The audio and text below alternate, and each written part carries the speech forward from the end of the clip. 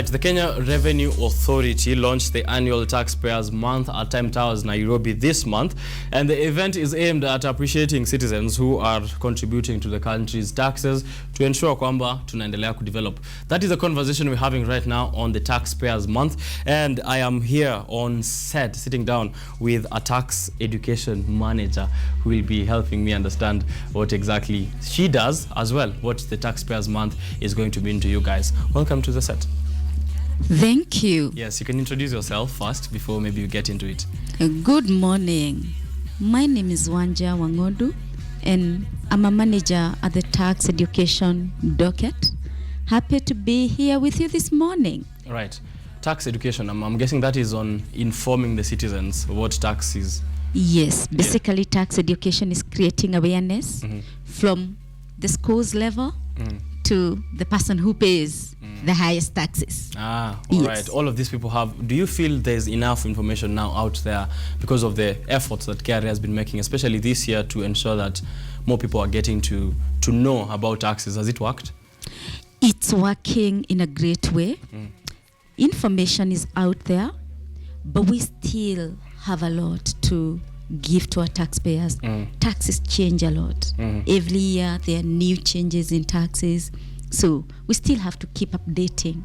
Even someone who already knows about taxes needs more information because, as you said, it's changing yes. in time. Yes. Right. Now, you launched, or KRA launched the Taxpayers, the annual Taxpayers Month, something that was not there before. What led to the, what informed this decision to have a Taxpayers Month? Wow, this has been a journey. In the year 2005, we did our first Taxpayers Week. Then it was a week. By the way, to start with, we started with a few days, and we felt the need of making customer the king. You know, the customer is the king. And you, our taxpayers, are the key parties that we want to address during this month. As you will notice, we have been moving from being an enforcement agency to a service agency, whereby we want to make our clients know what is expected of them, because we have come to notice that a knowledgeable person is more compliant, and voluntary compliance is what we lead to. So we have set this time whereby we just get out from the comfort of our offices, reach out to where the people are, offer maybe our services. Like one of the initiatives we have this year is the use of our mobile office unit. Instead of waiting for the traders from the various places where they are located to visit our offices, we ensure that we take all our services to the people. As we speak today, our mobile unit is in somewhere in Nyeri County, serving people there. It has done a number of places in Nairobi here, in Loiro here, Kiabu, Molanga, and last month we were actually in Ebu and Machakos. Next month we will be in Nakulu, Naivasha, moving to other parts of the country. Right. And this is all in an effort to ensure that, as you said, voluntary tax disclosure as well, and of course compliance. Yes. And you've been, trying to court the taxpayer, making the customer the king, and ensure we have a good relationship with KRA. Previously, people have been afraid of KRA. Mtu akisikia KRA ko like, wanataka pesa yangu. But now, would you say that the perception of the taxpayer has changed towards KRA? It has indeed changed a great way. And that is not the only initiative we have, by the way. You have others that are engaging taxpayer. What and are maybe those? It's good for the people to know. Right. Every year we have been holding tax summits, and this is where we identify an area that people are interested in, and we speak out about this area, having looked at local and international speakers to address the given tax concerns. In addition to that, we have a lot of corporate social responsibility initiatives. This year, we are drilling boreholes, taking water to people. Nice. Yes. Last year, I remember we visited hospitals. We built wards, schools, improvement. Another thing that we are doing this year is planting trees. I don't know whether your school is among the ones that have been identified. The school you went to, do you know if it's among the ones that we have planted trees in? No, I don't have the information yet. You don't have the information yet? Probably. Yes, but we are actually planting over 30,000 trees. This is across schools and other institutions. Yes. Okay. Yes. So that good relation is also involved in corporate social responsibility. And so far, since you're trying this year and of course over the years to do the tax summit, the taxpayers month, how would you say the compliance was before and what was the problem? Why were people not compliant voluntarily to carry? Okay. Now there are a number of causes or reasons as to why people may not be complying. This pyramid we call the compliance triangle. Let me just use the word triangle. At the top, it's talking about at the base where we have people who are complying. Then there are those ones who sit at the window. Can the taxman catch up with me or not? Hide and seek. Yes. And then at the top, there are those ones who will say, I'll pay when force is applied on me. So if you look at the middle, the base are the people who are willing to comply. And so if they happen not to comply, it's an issue to do with information. So for them, we give the information. At the middle, they're the people who they're just singing, swinging. They're trying to see how it goes. Yes. And now again, for those ones, we provide information as well. And also, we make them aware of the enforcement measures that we have in the market. Yes. And more so, look at the penalties and interest that you save on when you comply. And for that part of people, they turn allowed easily. Right. Now, the small number at the top, the ones who are determined. Maybe that's not the right word, but yes. Complying voluntarily. Determined not to comply. Determined Those not are the to ones, comply. Yes, that's a small number, a fairly small number. And that is the number that we apply enforcement measures on. What are some of these enforcement measures that KRA has been doing? Some of the enforcement measures that we have, we visit your premises, and depending on the kind of the business that you do, we do some mock purchases to test, are you using the electronic tax registers like you should be using? We can even conduct raids on businesses. That is, if you are operating your businesses and you do not have the required documentation and all that. Right. And worse still, if you have tax to pay, we have asked you through all the soft means to pay it, and you're still not paying. You're still not paying. Then we can apply harder methods, like the aspect of issuing agency notices, and that calls for the asking your bankers to give us the money that is in your account, as well as going to the tougher measures, like issuing caveats on your properties, as well as doing public auctions or auctions on your property. But today we are not on that line. Yes, and now KRA is moving from enforcement to services as well. True. To ensure, even in the taxpayers month, you're saying that there'll be taxpayer appreciation and also, providing more information. What kind of taxpayer appreciation are we expecting as taxpayers? Well, our dear taxpayers, we are doing it in a great way. So every year we hold Taxpayers Day. And this year, it's on this Friday. The 25th of October. 29th. 29th. Yes, this Friday. Right. And so, this Friday, we shall be at Safari Park. The compliant taxpayers in various categories. We look at the taxpayers at the regions. We also have segmented our taxpayers in form of the large taxpayer, the medium taxpayer, and the small taxpayers, depending on their turnovers.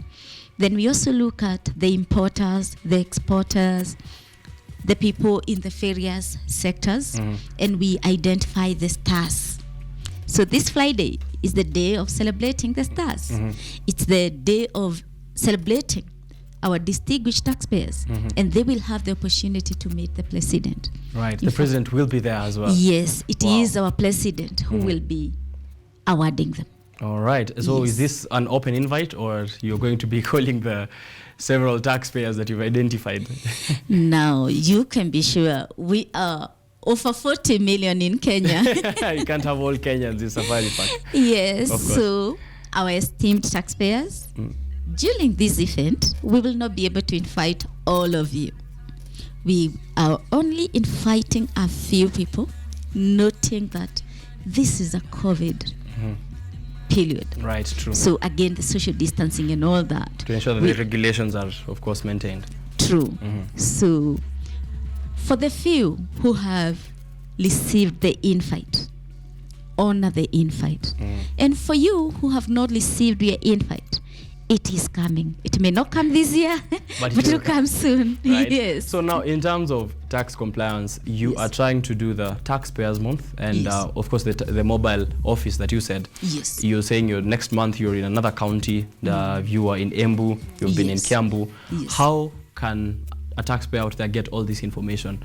Where celebrations are happening, Taxpayers Day, your mobile office, of course, for them to know if it's in their area. How can they get this information? Where can they find it?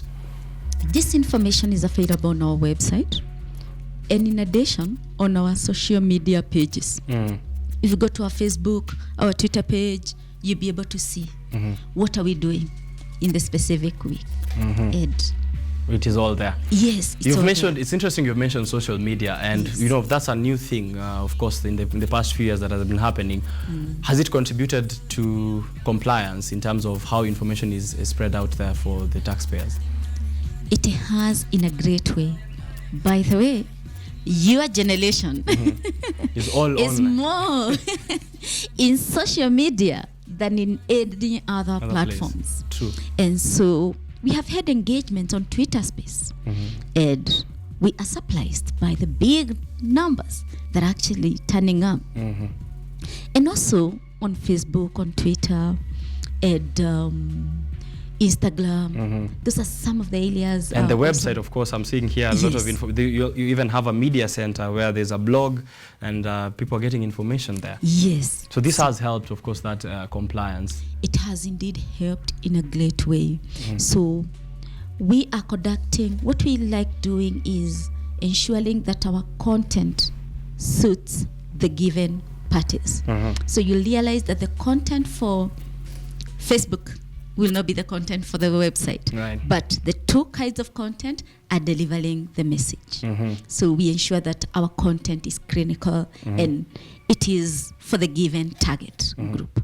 Now, last month when when KRA launched the website, where people will voluntarily disclose their tax exemptions or the tax that they have not been paying, or provide information on those ones who haven't been complying to tax. And of course, KRA raised a lot of money. I was seeing here in the papers some time back, but there was concern that it is the low-earning citizens who complied to this call by KRA to voluntarily offer the tax information that they've been exempting themselves from. And there's concern that there's taxpayers up there who are big earners and big spenders haven't yet complied to that. Is that true? That's not true. With the statistics we have, in fact, the big entities have turned up in big numbers. You know, Voluntary Tax Disclosure program basically states that if you declare any taxes that you did not declare between July 2015 to June 2020, you do that declaration now and you pay all the penalties and interest. If you do that declaration and pay within this year, You'll be waived. the 100%, you get 100% waiver. So let me ask, you who has 100 shillings to pay and the one who has 1 million shillings to pay, who learns very first for these? The one with 100 million.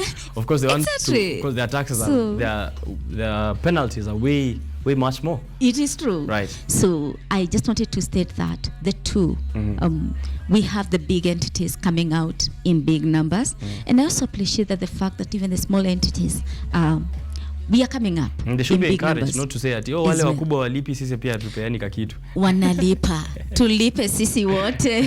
Everybody is paying. So let's take up the voluntary tax disclosure program. It's there for all of us. It's there for all of us. Yes. Are there any more programs into the future from KRA for that are coming up? Because I'm seeing this year, this is the second one, the Taxpayers Month, of course, to bring that engagement. There's that voluntary tax disclosure. Is there more that we can expect? Wow. The taxman keeps on advancing and changing and improving. So the initiatives underway, like the voluntary tax disclosure program, is there. If you take advantage of it this year, you'll get 100% waiver on the interest and penalty. If you take advantage of it in the year 2022, you will get 50% waiver on the interest and penalties. If you take advantage of it in the year 2023, you will only get 25% waiver of the interest and penalty. So let's take advantage of it now. Now, what are those initiatives that the taxman has been having in improving tax compliance? Early this year, it was actually last year, the launch of iWhistle. And this is a channel whereby people report the ones who are not paying taxes. And what I would want to urge our viewers today, do not wait for anyone to report you. Move on and declare. Move on and declare. Before you're caught up. Yes. And by the way, do you know that if you reported someone, you'd actually earn an income? 2% There's of a the commission. money. Yes. So if you report a millionaire, you get 2% of that 1 million, Bob. Yes. And so what that means, there's a high possibility of someone reporting you. So do not wait. So they have incentive now. Yes. So do not wait to be reported. Just get out and do what is expected of you. So during the Taxpayers Month, it becomes a great time for us to speak out on what are those things that people misunderstand about taxes. And number two, what are those great initiatives that the taxman is doing and our taxpayers do not know. So we also get out to let the taxpayers know what is the impact of the taxes that they pay. Right. By the way, KUTV is at a Kenyatta University. And Kenyatta University would be or is one of the great beneficiaries of the tax money. Let's just take the simple ways. The students in this university, by the way, I schooled here. You did? Yes, a couple of years ago. And help money comes from the taxpayers' money, the taxes that are paid. And if you look at the public universities, they are supported in a great way. By the government's tax, yes. The taxpayers' tax. Yes, it's supported in a great way. So, for you who is not paying your tax, just imagine the number of students who go through the level of education in our country. By the way, have you also noted the school fees in national schools? That term, majority are paying 9,000, 10,000. After paying 30,000 in the first term and the second term, because taxpayers have helped the subsidy. Yes. Right. So the taxes that you're paying are doing a lot in easing pain in most of the services, the education services, providing good health care. In the aspect of maternal care has improved greatly in our country. Security, these are some of the things that we never sit back to think about. Yes. But the taxes that you pay, every shilling that you pay goes into improving our nation. Infrastructure. Taxpayers' money. Yes. So something I didn't get to ask is the taxpayer month. Yes. Have you designated a specific month for that to happen? Every October. The first week of October is Customer Service Week. And I know most of you may have interacted with us this month because we do a lot of dishing out. Yes. We dish out a lot of gifts to our taxpayers. And if you have not yet received one, yours will be on the way. And also, we visit various parties to find out what are the kind of services that we are giving?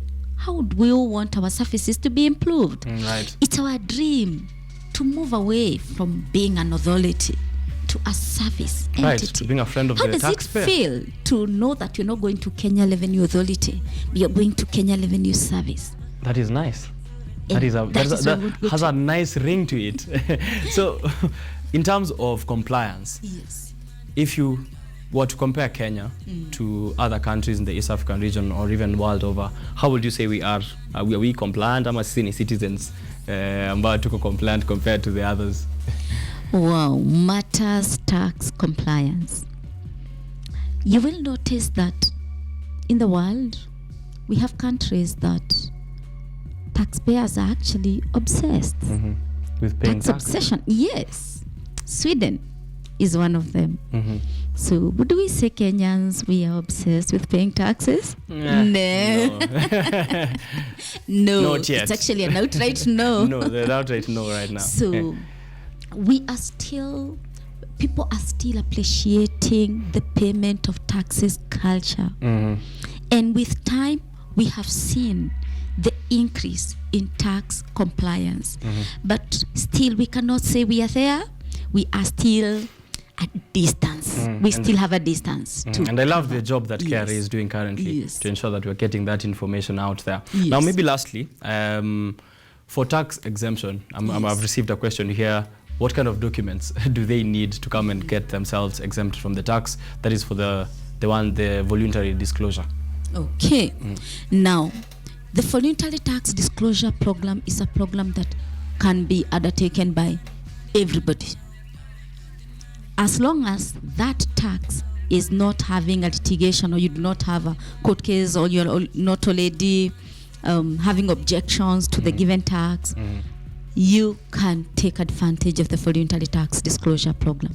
So what documents do you need for voluntary tax disclosure program? It's your account, just the declaration of your income. But maybe the person was talking about income tax exemption. Right. We have parties who are exempted from income tax.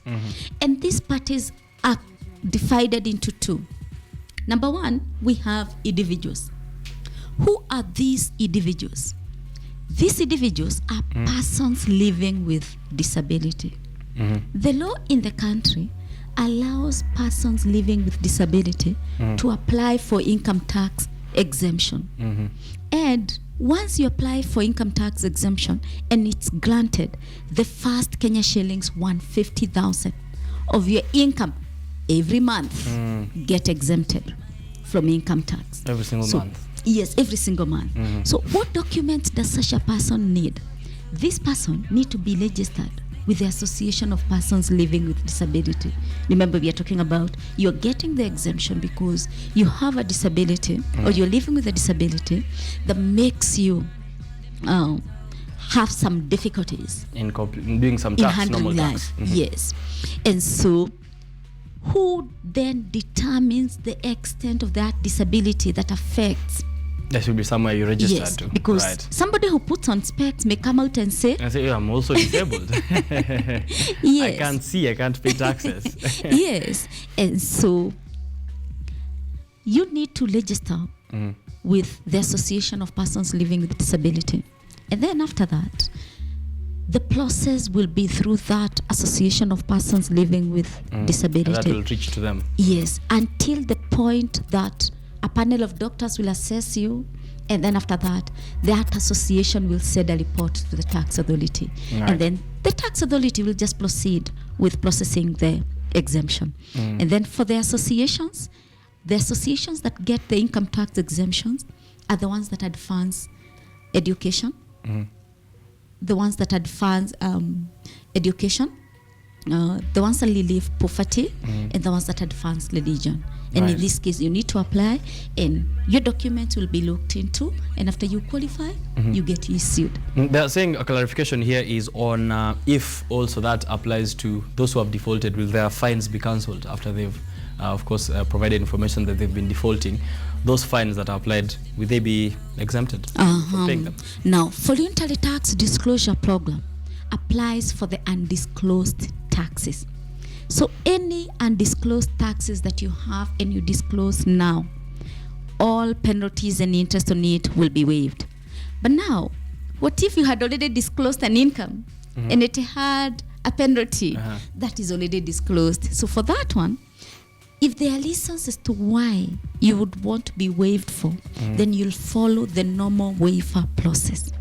But for undisclosed incomes that are being disclosed now, it's outright. The waiver is automatic. Right. Yes, that's so the that difference. is the information you're getting there. I hope that it has been helpful. If you have any more questions, please make sure you send them out through us at KUTV Kenya on social media as well. I'll be able to forward them, and we'll engage with each other throughout the week to ensure kwamba mnapata all the relevant information. That is Miss Wanja Wang'Ondu, of course, manager there at the Tax Education Department of KRA, giving us more education on what exactly you guys need to know, including Taxpayers Month, how KRA is moving from being an authority to being a service, to being a friend of you, a taxman. Also to get yourself information on the importance of paying taxes and how they're being used in the economy. Asante sana. We're hoping that we can have you here again one more time for more information that you have for KRA. It's really important for our viewers that they get this. Thank you. Right. I will be available. Sawa. Have yourself a good day. Thank you. Sawa. Right. We are still going on with the show. Continue giving me that engagement. Naangalia hapa Facebook. You guys, kwani me concentrate sana hadi hamtaki kuongea kakitu. Make sure that you are sending us some of that information. Tutaendelea kuangalia. I'll be coming back with digital content creation. Content creators, comedians, watu funny. What do you have? We'll be taking a look at it right after this break.